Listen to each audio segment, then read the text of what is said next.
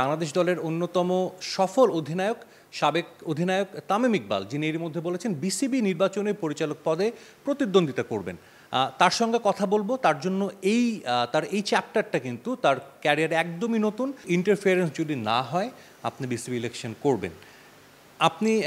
আমরা জানি যে কিছুদিন আগে থেকে বিসিবি ইলেকশনের কথা হচ্ছে। আপনি কি এখন পর্যন্ত ইন্টারফিয়ারেন্সের সুযোগ দেখছেন বা কোনো শঙ্কা দেখছেন? বুলবুল ভাই যে বিষয়টা বললেন, আমার কাছে মনে হয় যে ঘুরায় ফিরায় কথাটা না বলে স্ট্রেট বলে দিলে খুব ভালো যে আমি ইলেকশন করবো।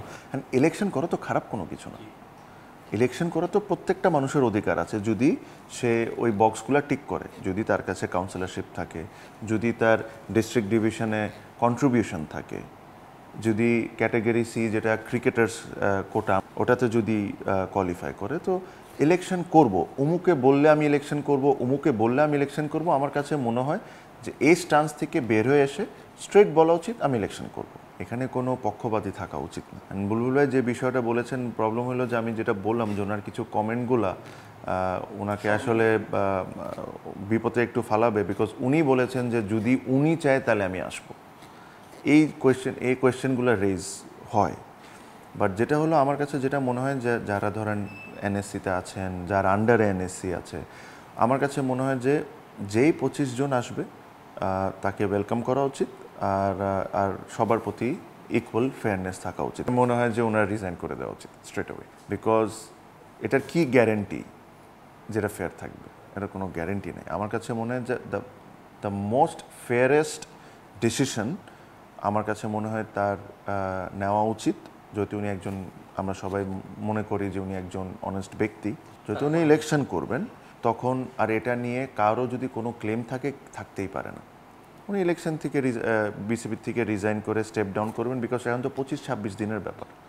তো এখন আপনি যদি 5 দিন আগে যাই রিজাইন করেন তাহলে তো ওটার কোনো মিনিং হলো না। সো আমার কাছে মনে হয় যে উনি একটা ট্রেন্ড সেট করতে পারেন যে ইলেকশনের 1 মাস আগে আমি রিজাইন করে দিয়েছি, তাহলে এটা একটা ভালো দিক হয়। ক্রিকেট বোর্ড হলো 16-17 কোটি মানুষের একটা জিনিস।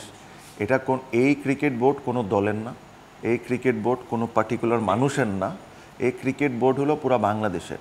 এই একটা জায়গায় যখন একটা ক্রিকেট ম্যাচ হয়, সব দল এক, সব মানুষ এক, সব ধর্ম এক। তো এই জায়গায় কোনো ধরনের কোনো ইন্টারফারেন্স থাকা উচিত না। আপনি বলছিলেন যে ক্রিকেট বোর্ডে আসতে চান, প্রথমত আপনাকে পরিচালক হতে হবে।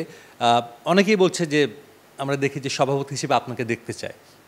ডেফিনেটলি আপনি যদি পরিচালক হিসেবে নির্বাচিত হন, সভাপতির আমরা জানি একটা প্রসিডিউর আছে, নির্বাচন হওয়ার পরে সব পরিচালকের ভোটে নির্বাচিত হয়, নিশ্চয়ই সেখানেও আপনি কন্টেস্ট করবেন।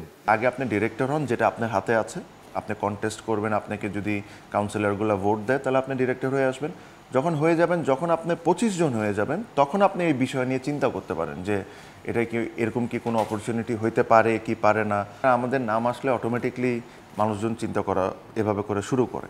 বাট আমার কাছে মনে হয় আপাতত আমাকে যদি ব্যক্তিগতভাবে জিজ্ঞেস করেন, আমার only focus is on election and try and become the BCB director. এটাই। সাজিদ মুস্তাহিদ, সময় সংবাদ, ঢাকা।